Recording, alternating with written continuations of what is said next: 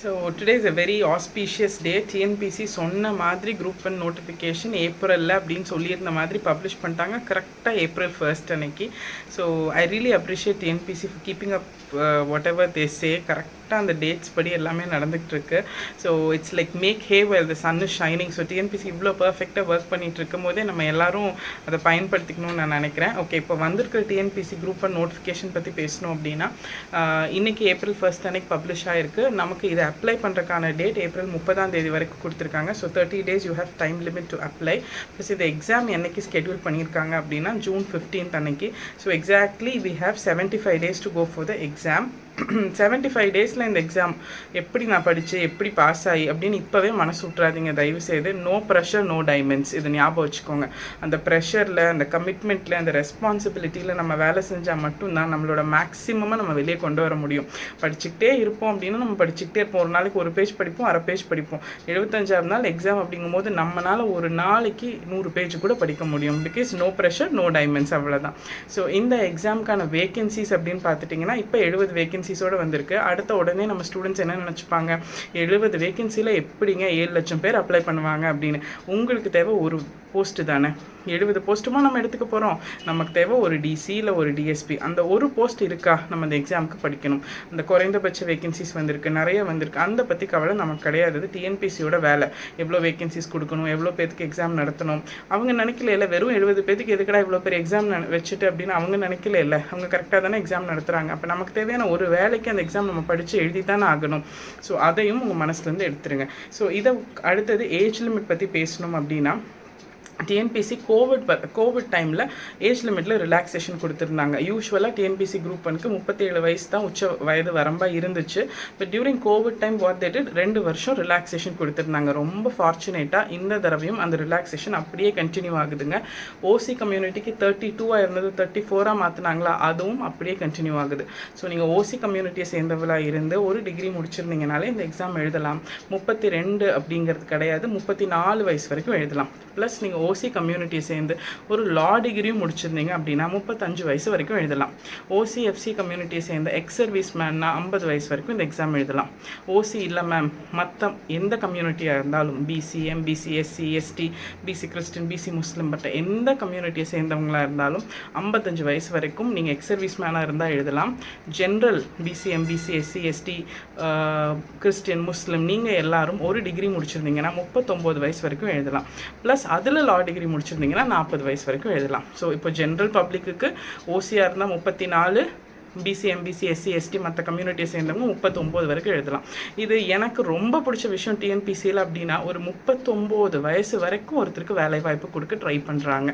So I think it's a very very welcoming thing. TNPSC பொறுத்த வரைக்கும் நம்ம என்ன நினச்சிக்கிறோம், 25 வயசில் இன்னி என்ன பண்ணுறது வாழ்க்கையில், 28 29 வயசில் கல்யாணம் ஆயிடுச்சுன்னா போச்சு, கல்யாணம் ஆச்சு வாழ்க்கை போச்சு, அண்ட் ஃபேமிலி பேபி அப்படின்னா அவ்வளோதான். நம்ம பார்ட்டி ஸ்டேஜுக்கு நம்மளே இமேஜின் பண்ண ஆரம்பிச்சிடும். வி டோன்ட் டேக் ஈவன் நம்ம யோசிக்கவே மாட்டோம் அதை பற்றி. பட் அப்படியெல்லாம் இல்லை, 39 வயசு வரைக்கும் you have an opportunity to become a deputy collector அப்படின்னு டிஎன்பிசி கொடுக்குறது எவ்வளோ பெரிய நல்ல விஷயம். எஸ், ஸோ இந்த எக்ஸாமுக்கு சிலபஸ் அப்படிங்கிறதுல இப்போ கொண்டு வந்த சேஞ்சஸ் படி ஒரு 7 யூனிட் இருக்குது. எந்தெந்த யூனிட்டில் எவ்வளோ கொஷின்ஸ் அப்படிங்கிறதையும் கிளியராக சொல்லிட்டாங்க. ஸோ இம்பார்ட்டன்ஸ் அதன்படி Tamil Nadu development and administration, Tamil Nadu history culture ஹெரிட்டேஜுக்கு, பாலிட்டிக்கு, அப்புறம் ஹிஸ்ட்ரி அண்ட் கல்ச்சர் ஐஎன்எம்க்கு, எக்கனாமிக்ஸ் ஜியாகிரஃபி சயின்ஸ் இந்த ஆர்டரில் ப்ரையாரிட்டைஸும் பண்ணி இந்த எக்ஸாமுக்கு படிக்க ஆரம்பிக்கலாம். 75 நாளில் படிச்சிட முடியுமா அப்படின்னு உங்களுக்கு ஒரு கேள்வி இருந்துச்சுன்னா 75 நாளில் இந்த எக்ஸாம் பாஸ் பண்ண முடியாதுன்னு எங்காவது ரூல் இருக்குங்களா? ப்ரிலிம்ஸ் பாஸ் பண்ண முடியாதுன்னு அப்படி எங்கேயுமே ரூல் இல்லை. அப்போ நம்ம படித்து தான் பார்க்கலாமே முடியுதா இல்லையான்னு அப்படிங்கிற ஒரு மனப்பான்மை வேணும். 75 நாளில் முடியாது, 70 வேகன்சிஸ் பத்தாது அப்படியெல்லாம் பார்த்துக்கிட்டே இருந்தால் நமக்காக ஒரு எக்ஸாம் 2 வருஷம் டைம் கொடுத்து கால்ஃபர் கொடுத்து 2000 வேகன்சி எல்லாம் இன்னொரு தடவை நடக்காது. So don't miss what ever is coming your way. So இந்த 75 நாளில் என்ன பண்ணலாம் அப்படின்னா ப்ரையாரிட்டைஸ் பண்ணி எது முக்கியம் இல்லைங்கிறது ப்ரையாரிட்டைஸ் பண்ணி படிக்க ஆரம்பிச்சிடலாம். இந்த ப்ரிலிம்ஸ் 75 நாளில் கிளியர் பண்ணுறதுக்கு உங்களுக்கு எவ்வளோ கொஷின்ஸ் நீங்கள் கரெக்டாக போடணும் அப்படின்னு கேட்டிங்கன்னா 200 கேள்விகளில் 150 கேள்விகள் கரெக்டாக போட்டால் டெஃபினட்டாக ப்ரிலிம்ஸ் கிளியர் ஆயிரும், நீங்கள் எந்த கம்யூனிட்டியை சேர்ந்தவங்களாக இருந்தாலும். அண்ட் டிஎன்பிசி எப்போவுமே இன்னொரு நல்ல விஷயம் பண்ணுறாங்க, நெகட்டிவ் மார்க்கிங் கிடையாது, நம்பர் ஆஃப் அட்டம்ஸும் கிடையாது. ஸோ நீங்கள் 100% ஜென்யூனாக உங்களோட ஃபுல் ஹார்ட் ஒர்க்கை போட்டு இந்த எக்ஸாமுக்கு படிக்கலாம். நாங்கள் உங்களை சப்போர்ட் பண்ணுறதுக்காக சிக்ஷாவில் நாளையிலிருந்து ஒரு புது 7 70 days course for group 1 prelims அப்படின்னு ஒன்று லான்ச் பண்ணுறோம். இந்த 75 நாளில் நாங்கள் என்ன பண்ணுவோம் அப்படின்னா ரெக்கார்டிங் ப்ளஸ் லைவ் கிளாஸஸ் தான் இந்த கோர்ஸோட அட்வான்டேஜே. ஏன்னா 75 நாளில் இந்த 7 யூனிட்டையும் லைவில் நடத்த முடியாது. ஏன்னா ஒரு யூனிட்டுக்கே மினிமம் 15 to 20 கிளாஸஸ் தேவைப்படும். அப்படிங்கும்போது it's not possible. So what we've decided is ரெக்கார்டிங்கில் ஒரு 3 சப்ஜெக்ட், லைவில் பாக்கி சப்ஜெக்ட்ஸ் அப்படிங்கிற ஒரு காம்பினேஷனில் we bringing this to you. இப்போ ரெக்கார்டிங் அப்படிங்கும்போது நீங்கள் ஜாயின் பண்ணும் போதே we will give you 2 subjects 1 subject recording கொடுத்துருவோம். அதை முடிச்சுட்டு நீங்கள் அடுத்த சப்ஜெக்ட் வாங்கிக்கலாம். ஸோ நீங்கள் பேரலாக ரெக்கார்டிங்கில் 2 சப்ஜெக்ட் படிப்பீங்க, லைவில் 2 சப்ஜெக்ட் போகும். ஸோ ஒரு மாதத்தில் நீங்கள் ஒரு 5 சப்ஜெக்ட் முடிச்சிருப்பீங்க. அடுத்த மாதத்தில் மீதி இருக்கிற சப்ஜெக்ட்டும் அப்படியே ரிவிஷன் ஸ்டார்ட் பண்ணால் நீங்கள் உங்களோட 100% இந்த எக்ஸாமுக்கு கொடுத்து ட்ரை பண்ண முடியும்.